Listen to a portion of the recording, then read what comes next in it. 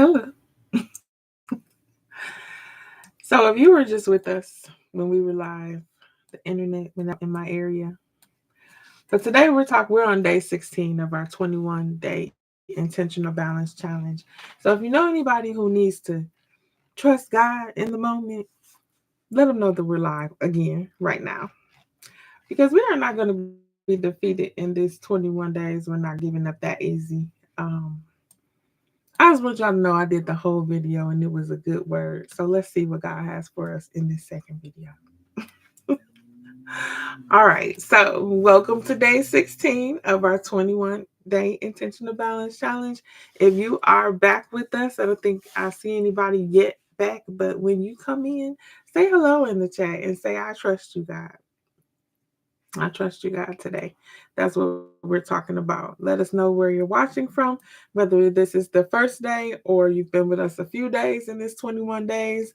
Welcome, welcome, welcome. Say hello in the chat and drop your location. Whew.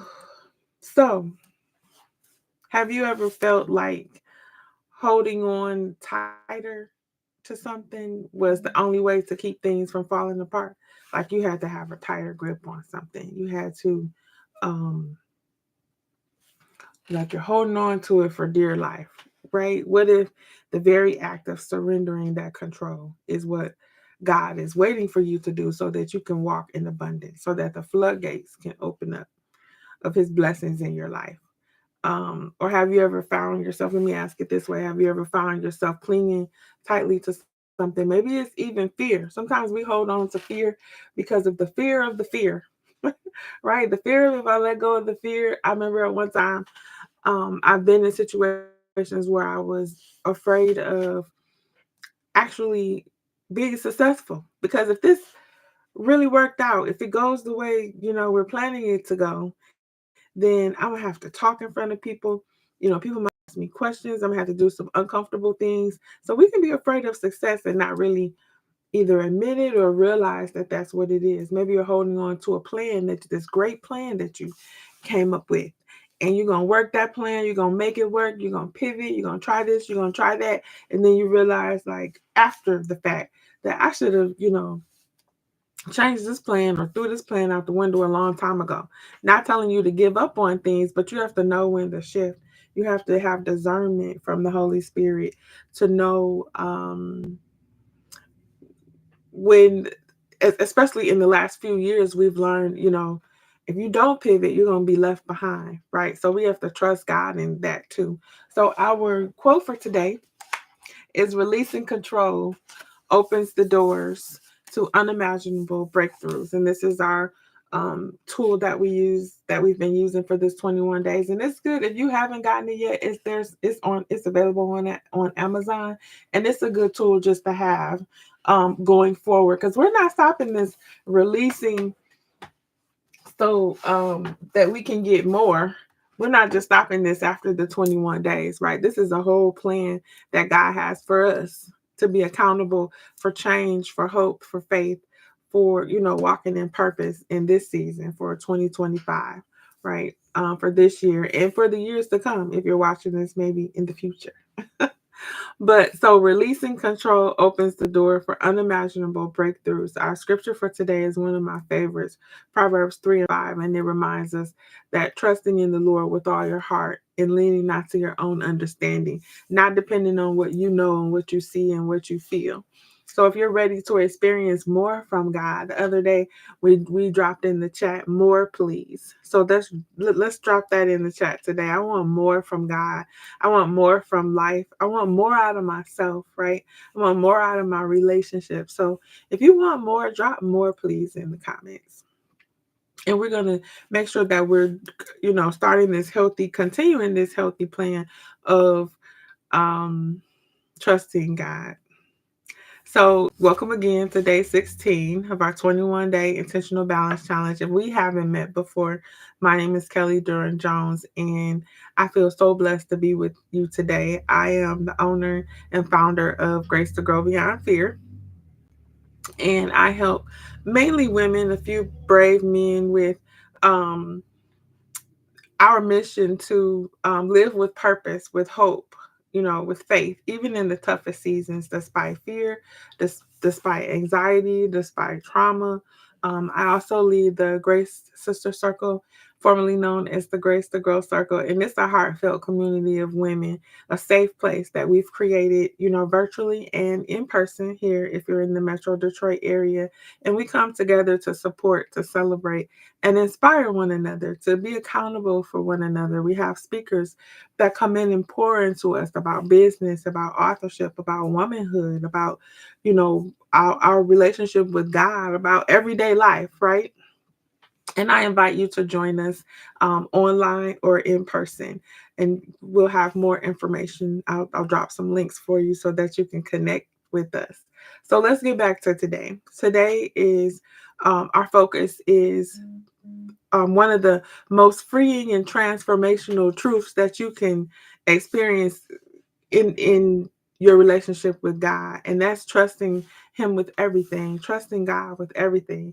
If you're on a mission or a journey to walk in purpose, to do the things that you're supposed to do in your life and your relationships, you're going to have to get in the healthy habit of trusting God.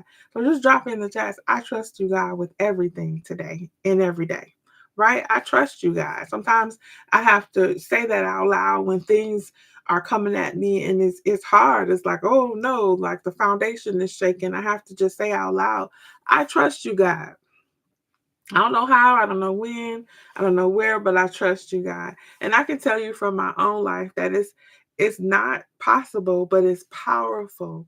So when I say that let me slow down. So when I say that, I'm saying that it's not just possible, it's powerful to trust God. When I actually learned to trust Him through some things, freedom came with that, less fear came with that. For years, I'm a person that stutters, and for years, it was a huge obstacle. I felt like it was a sign on my head that said, broken, messed up. And I just had this big hat on that was covering most of my face, and I was tripping and stumbling all around and just unable to really show who I am or say how I feel or have a say so in my life, right? I felt like I was always trying to be in control of removing myself quickly when I needed to. I had to pay attention. If it was a situation, if I was somewhere and they were going to start asking people questions, I'm out. I'm gone. Like, I got to go. I don't feel good. In school as a kid, I would mess up my clothes, tear things, feel sick, whatever I needed to do to remove myself from being seen and heard. Um, and it started coming out of me physically. I physically had nosebleeds, all kind of things when they were going around the room reading. By the time it got to me, I had a whole nosebleed. Like, that's how much it was affecting me. And my mental health, even as a kid, I realized now was in great danger. Is thank God my mother and my father covered me with the word, because all kinds of things could have come into my life when I didn't think much of myself, right? So I think about some of the relationships and some of the things that I allowed in my space because I didn't think much of myself, how I didn't speak up for myself, all those things. And sometimes when we have limiting beliefs about ourselves, if you're here with me, say something in the chat. I think I'm still live again. But I just didn't think much of myself. So I would pray and literally ask God for strength and ask God for healing and ask God for clarity. And then I would go hide. So all the strength, the healing, and the clarity that was available to me, I didn't reach out and do it. I didn't take the steps to grab it. It was all there all along.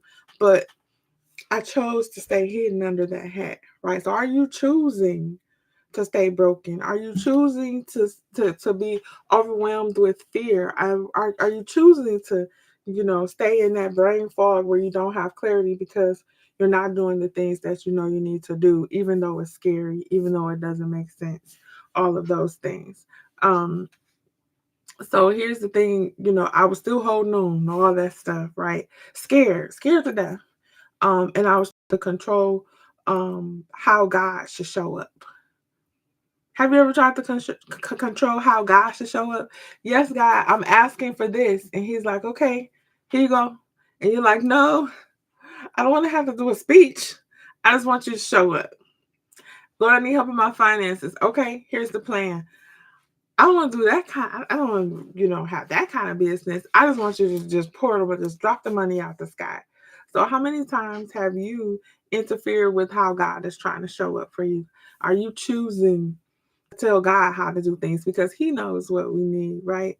Um, it wasn't until I fully surrendered everything, the fear, the brokenness that I thought I was, all of those things. And it wasn't until I learned his promises and what was available to me. So I'm like, hey, he said I'm the head and not the tail. I don't have to be hiding behind something because of, what I think of myself as broken.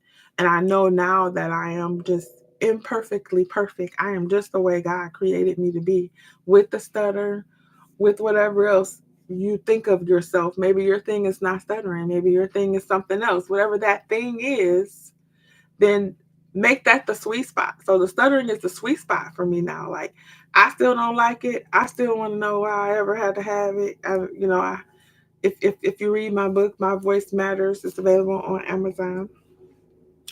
It'll tell you how I had to write a letter to it. I had to speak to it. I had to identify it and tell it like, yeah, you here, but you don't control me, right? Actually, it's the fuel for me to keep going. It's the fuel for me to do the things that I need to do, build that muscle to stand up to that thing. So the moment I stop trying to fight it and say, Lord, I trust you with all of this, all of it, all of them, something shifted, something moved. And instead of seeing my stutter as a barrier, I began asking, how can you use this, Lord? Like, show me how you can use this through me to help somebody else, even if they're not a stutterer, but they have limited beliefs about who they are. Their self-image and how you made them great and how they are imperfectly perfect through you. And you know what? He showed up. He showed up through me and through my book. He showed up for healing for other people through my story, through me, getting in front of the camera, holding the microphone. And if you haven't liked, shared, or subscribed to our YouTube channel, please do so right now. So we are building our channel so that we can share this love, we can share this accountability for 2025. God began opening doors like I never expected when I was radically obedient. I was still hiding in plain sight. Have you ever seen a kid that, they cover their eyes and they think you can't see their whole body? They're like, you can't see me. And you're like, where are you, little baby? And they're like, like they really think you can't see them. And sometimes that's how we look. We've covered our eyes and we're hiding. And I thought, people didn't see me. And then when I asked people how they saw me in all kind of ways. And when they really saw me, when I was my authentic self, they're like, well, who is this person? Like, when did that happen? When they heard the story. But I've learned that my stutter didn't disqualify me. Whatever your thing is, it doesn't disqualify you. It made my message even more relatable. It made me stand out in the crowd to say, if he can do it for her, he can do it for me. It made my be authentic in who I am and love myself for who he made me to be. It taught me how to lean into God more and trust him with everything and not my own strength, because I can't do it on my own. I can't do it on my own.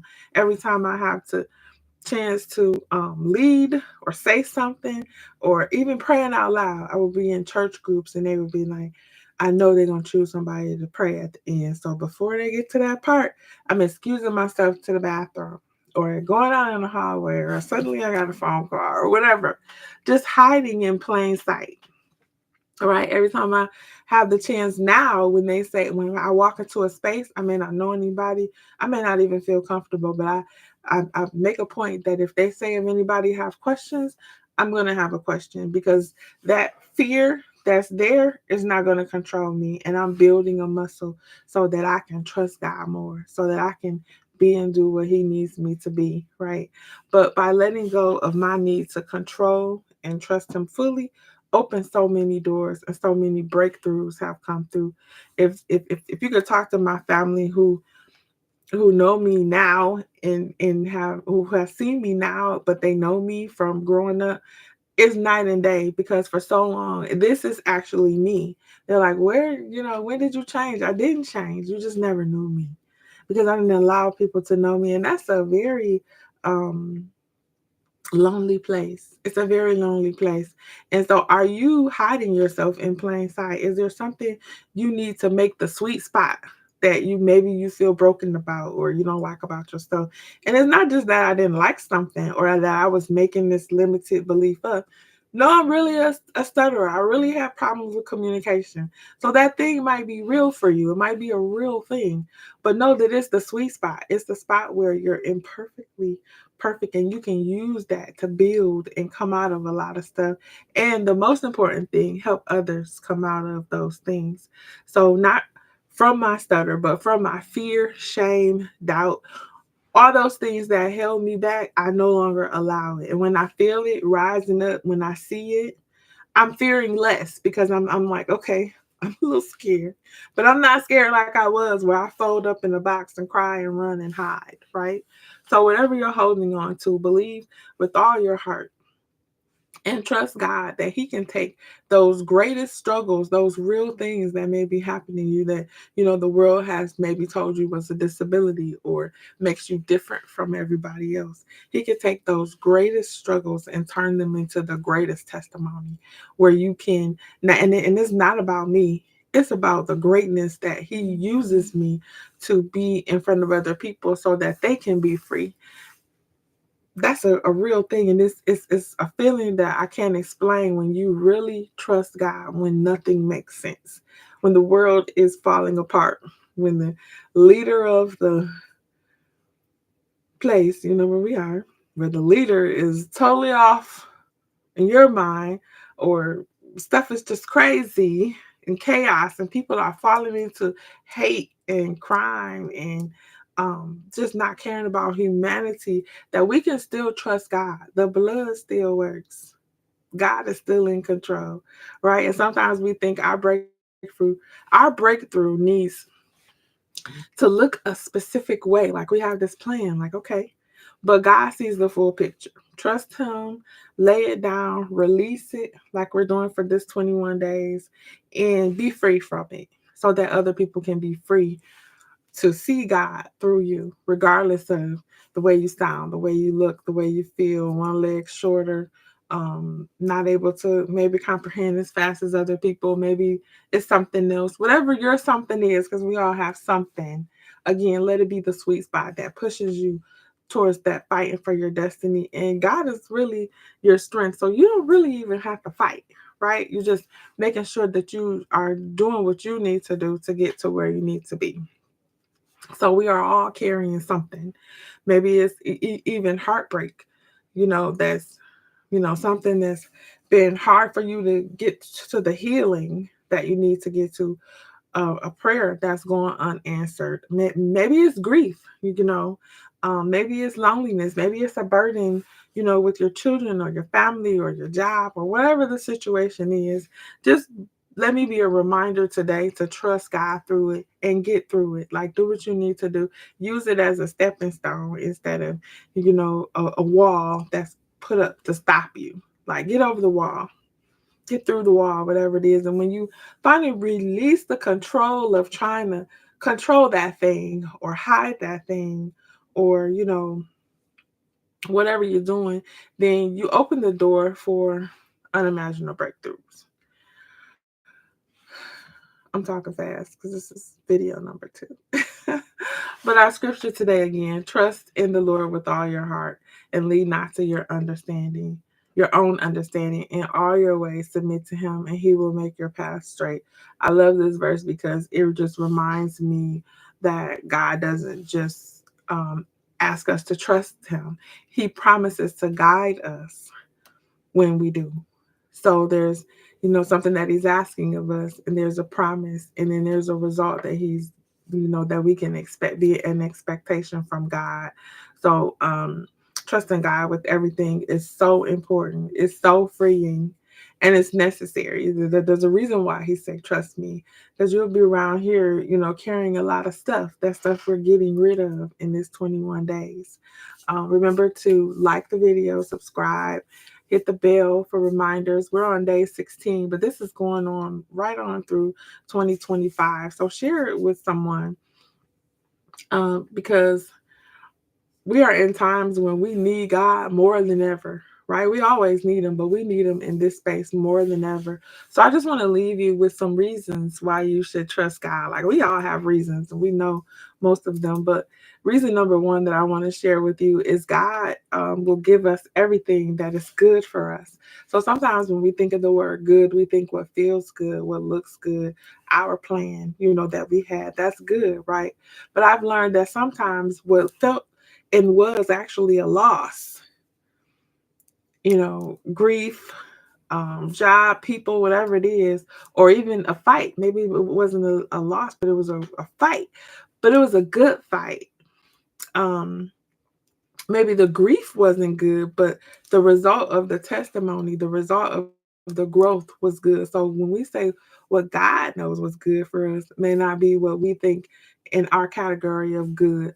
Psalms 84:11 reminds us that God won't withhold any good thing from those who walk with Him, and so He has a plan for us. That means that if there's a no, that when you were expecting a yes, it's because of maybe He's saving you from something. Maybe it's something in that yes that you think you really want that's not really good for you. Like, we don't know what's on the other side of everything.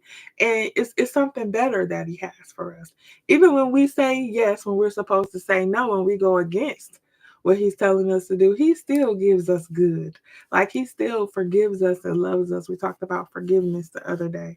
Um, and the second one I want to share is God sees the bigger picture, like we're saying. Um, Isaiah 55 tells us, that His way is higher than ours. That's why we have to trust Him. While we might only see this one small piece of the puzzle, He know that this blue piece is also up here, but it's a different shape. But there's another blue piece. But if you go this way, you're gonna have to take it all apart and do it all again. Have you ever gave somebody directions on something, or just like physically like driving directions, and you say, don't go that way, just go this way? Maybe you didn't say why, and then they say, well, I decided to go that way, and it was a whole accident, it was a roadblock, they're doing work over there, and you like, that's why I told you to go that way. Like, I shouldn't have to explain why I said it, right? So it's the same idea with God. Just be obedient in what you're supposed to do, and go do and be what He says. Trust Him when it feels, uncertain and scary. It's crystal clear to Him. Like, He already know what was to come if you went through this way instead of doing that way. Well, I'm gonna apply for that job, but I'm gonna stay here for a while so I can build this up, pay this off, do this, do that. When He like, you should have did it when I told you to do it, right? Because He already has a plan for us. Another one is, you can always count on God's promises.